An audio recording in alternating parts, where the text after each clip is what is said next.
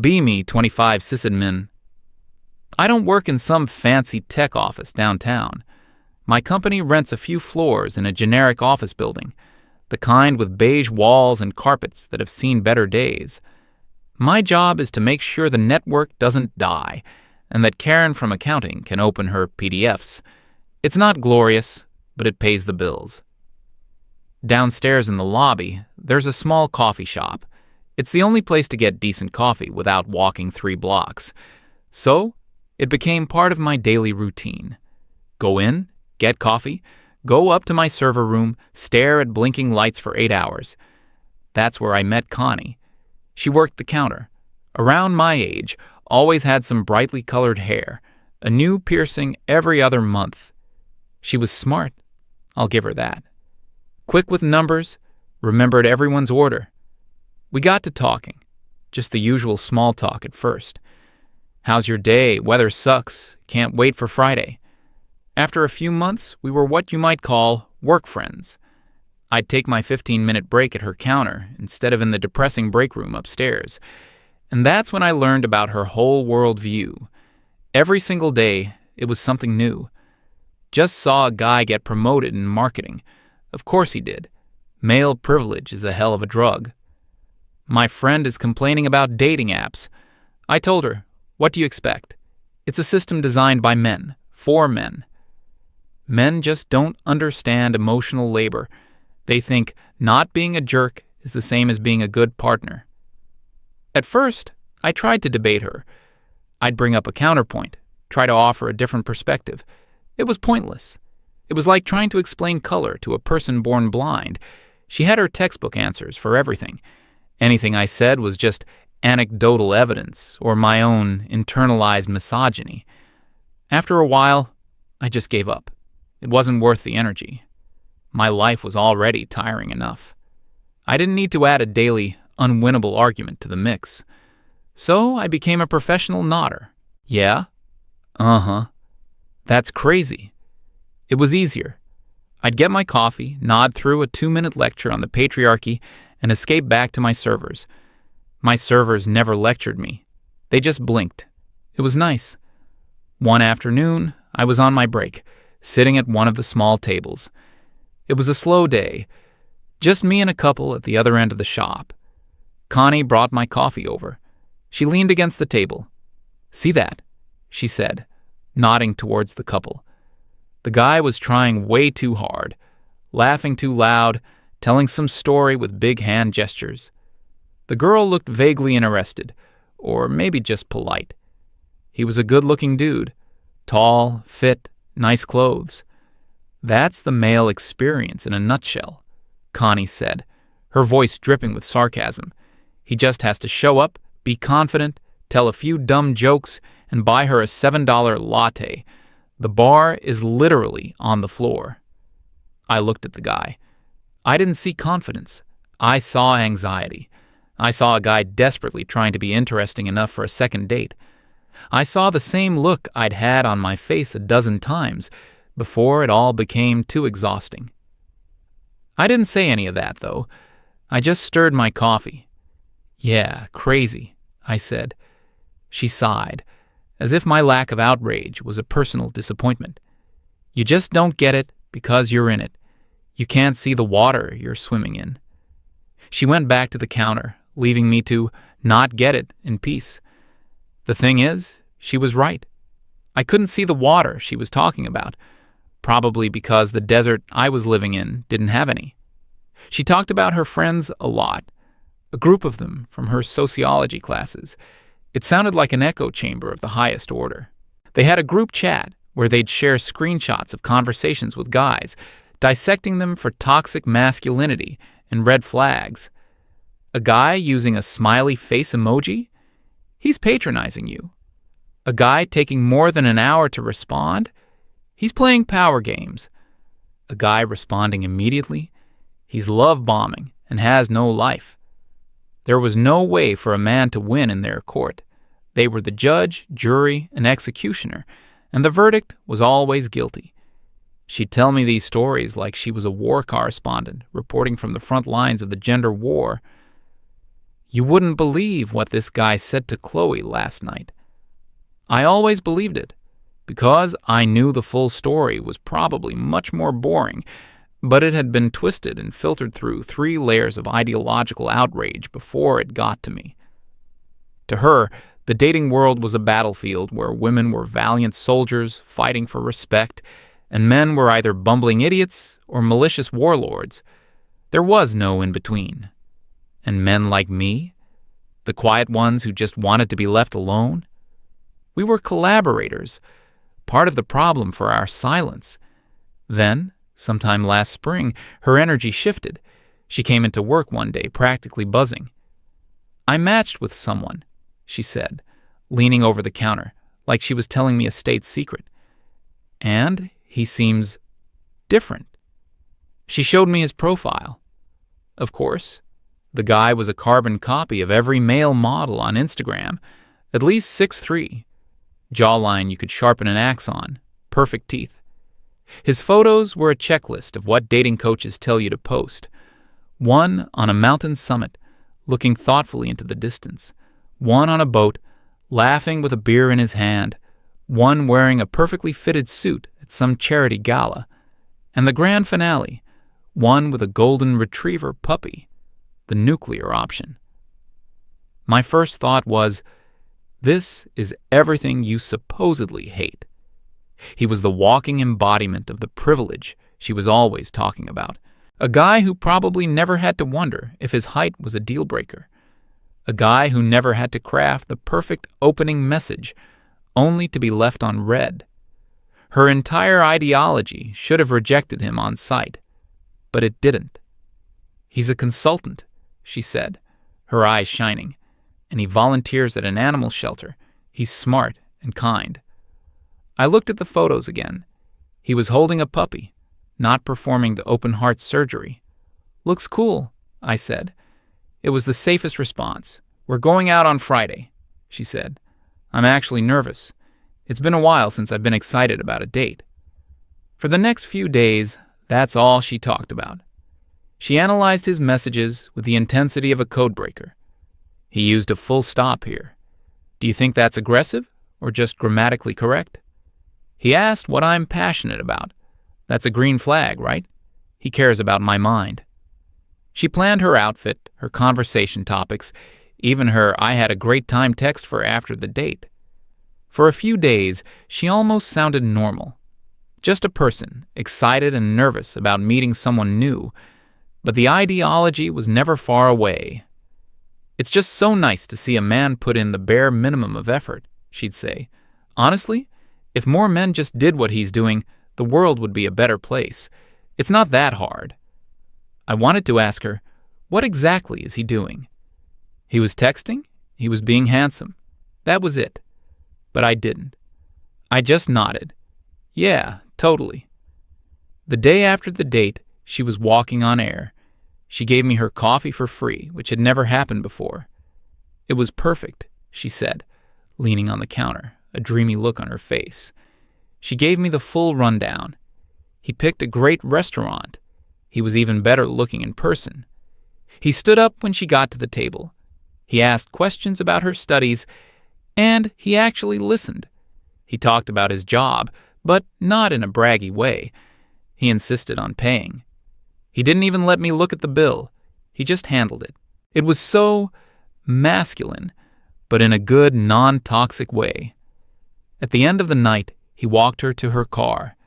He didn't try to kiss her, which she saw as a sign of ultimate respect. He just said he had an amazing time and that he'd be in touch soon. She was completely smitten. "See?" she said, her eyes wide with revelation. "That's how easy it is for men. Just be a decent human being for 3 hours. Show some respect. Be a good conversationalist. That's it. That's all they have to do." She said it like she had just discovered a fundamental truth of the universe. She looked at me, expecting me to share in this epiphany. I just smiled, a tired, empty smile. "I'm happy for you, Connie." And I was, in a way. It was nice to see someone happy. But the whole time she was talking, I just had this sinking feeling in my stomach. This story felt familiar. I'd heard it before. I'd lived it before, from the other side. And I knew how it was likely to end. The next day, a Saturday, I had to go into the office for some emergency server maintenance. I stopped by the coffee shop on my way in. Connie was working. The glow was still there, but it was a little dimmer. She was still smiling, but she was also checking her phone every 30 seconds. "He hasn't texted yet," she said, trying to sound casual. "But he's probably just busy. He's a consultant, important stuff." "Yeah, probably," I said, paying for my coffee. She stared at her phone, at the blank screen where a message from him was supposed to be. "He said he'd be in touch soon." Soon is subjective, right? Totally subjective, I agreed. I went upstairs and got lost in my work. When I came back down a few hours later, the vibe had shifted completely. The shop was empty, except for her. She was wiping down the counter with frantic, angry movements. Her phone was nowhere in sight. She barely looked at me as I walked past. The air was thick with a new kind of silence, the loud, buzzing silence of a hope that was starting to curdle. I didn't see her Sunday or Monday. My breaks didn't line up with her shifts. By Tuesday morning, I had almost forgotten about it. I walked into the coffee shop, ready for my usual routine, and there she was. She looked awful. Her usually bright, colorful makeup was gone. Her hair was just thrown up in a messy bun. But it was her eyes that got me. They were puffy, red-rimmed. She looked smaller somehow, defeated. She saw me and her face just crumpled. She didn't even try to hide it. The mask was gone. "He never texted," she whispered, her voice cracking. Nothing. Not a word. She leaned against the counter, wrapping her arms around herself. "I don't understand. It was a perfect date. I thought we connected." I just stood there, holding my empty, reusable cup. I had no idea what to say.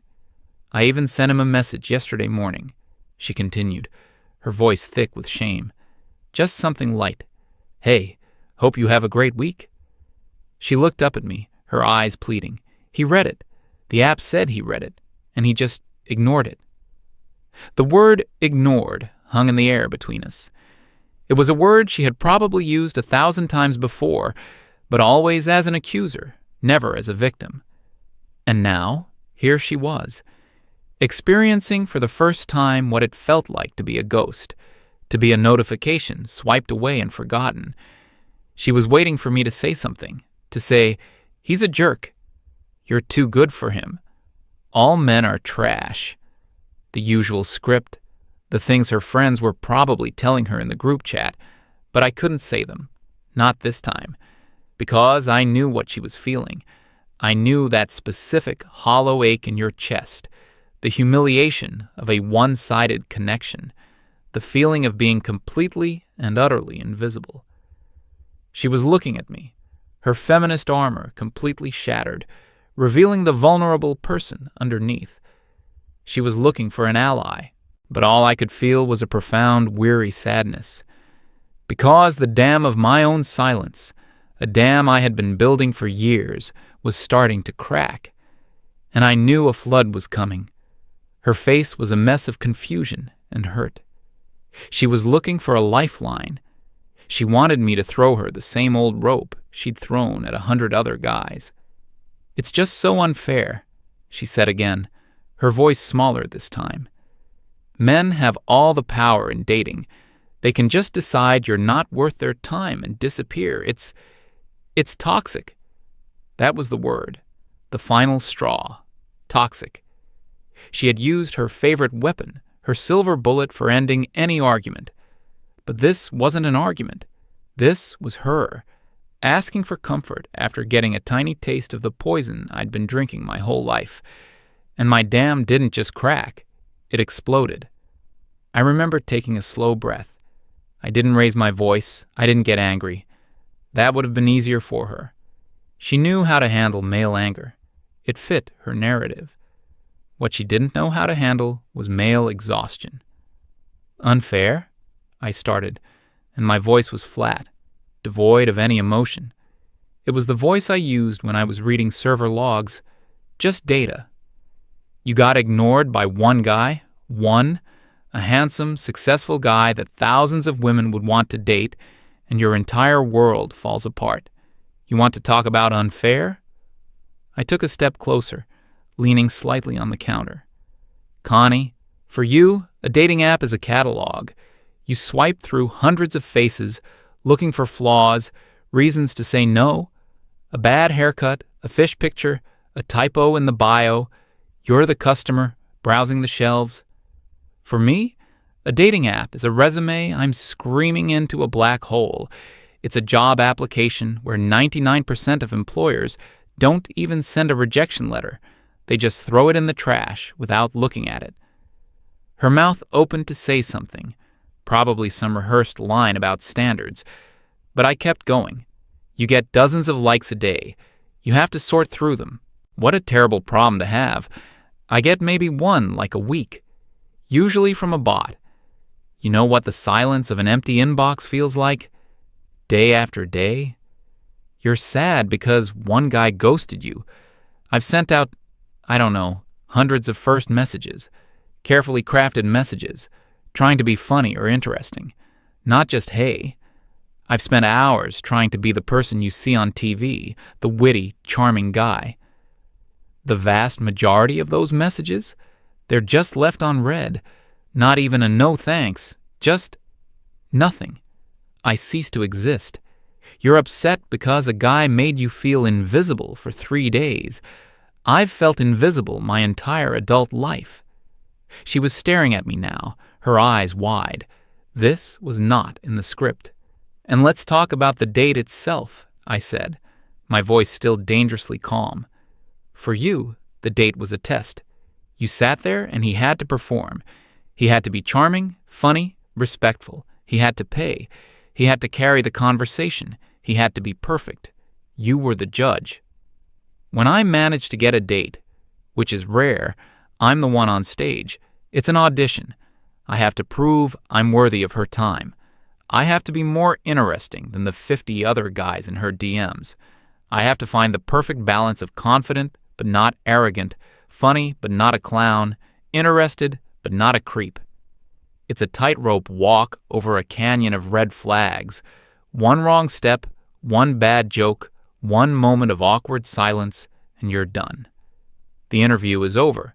We'll be in touch, which means never. You said he was masculine in a non-toxic way because he just handled the bill. Do you have any idea how much pressure that is? To always be the one who has to handle it? To know that if you suggest splitting the bill, you'll be seen as cheap and undateable? It's not about power, Connie.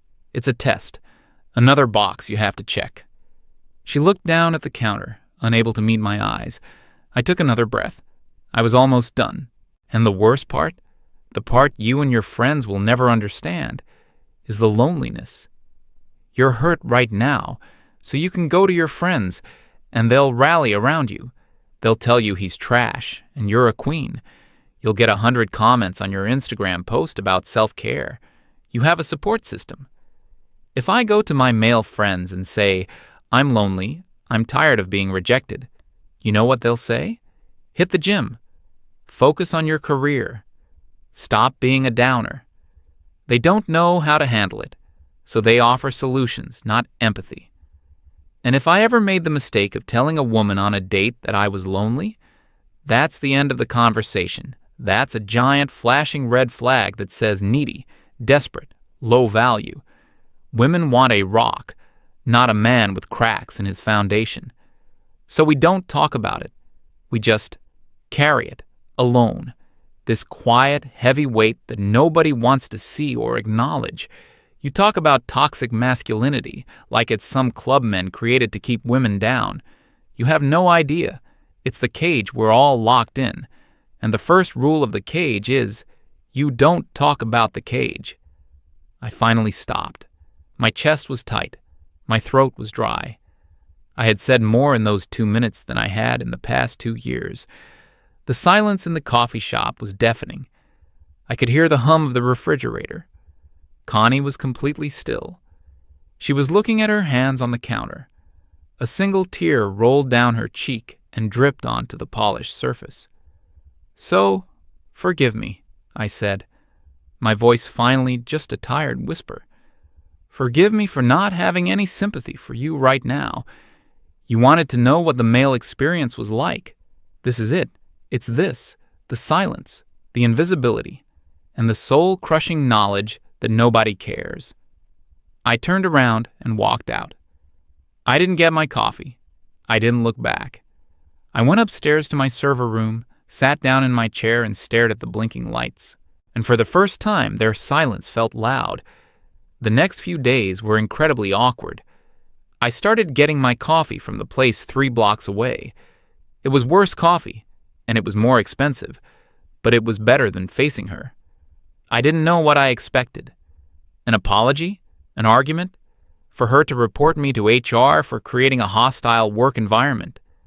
I just got silence. I saw her in the lobby a couple of times. We made eye contact for a split second, and then we both looked away, like strangers who'd brushed shoulders in a crowd. The whole situation felt heavy. I had finally said the truth, my truth, and it didn't feel liberating. It just felt empty. I started to think maybe I'd made a mistake.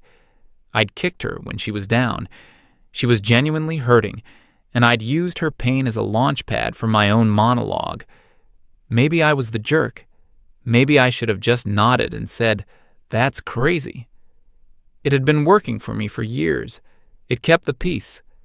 I found myself missing our stupid, one-sided conversations. At least it was a routine. At least it was something. Now there was just nothing. Another empty space in a life that already had too many. About a week passed. I had resigned myself to the new normal. My routine now included the 3-block walk and the bad coffee. That morning, I was sitting at my desk, rebooting a server remotely. There was a soft knock on my office door, which was weird. Nobody ever came to my office. I opened the door, and it was her, Connie. She was holding 2 paper cups from the coffee shop downstairs. She looked nervous. Her hands were trembling slightly. "Hi," she said, her voice barely a whisper. "Hey," I managed to say back. She held out one of the cups to me. I brought you this, the way you like it." I remembered. I took it. My fingers brushed against hers. "Thanks," I said. An awkward silence stretched between us. She wouldn't look at me.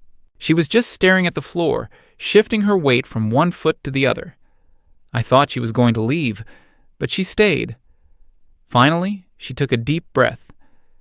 "I've been thinking about what you said," she started, still looking down. "A lot." I didn't say anything. I just waited. She looked up, and for the first time she made direct eye contact. Her eyes weren't angry or defensive. They just looked tired as I felt. "I'm sorry," she said, and it sounded genuine, not a forced, politically correct apology, but a real one. I just nodded. I didn't know what else to do. We stood there for another few seconds in silence. I took a sip of the coffee. It was perfect. She gave me a small, sad smile. Then she asked a question no one had ever really asked me before, not in a real way. "Eugene?" she said, using my name. How was your day?" It caught me completely off guard. It wasn't small talk. It wasn't a greeting. It was a real question. I looked at her, at this person who had been a symbol of everything that frustrated me about the world, and in that moment, she was just a person who was trying. I thought about my day, the crashed server, the annoying help desk tickets, the long, quiet hours staring at screens, and for the first time, I felt like I could actually tell someone. I don't know if anything really changed that day.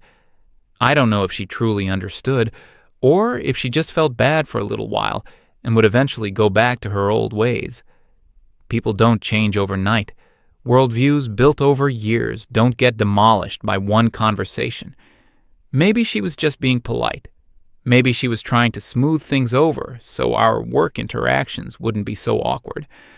I honestly don't know if I got through to her, but as she stood there, waiting for an answer, with a coffee in her hand that was a peace offering, I felt a flicker of something.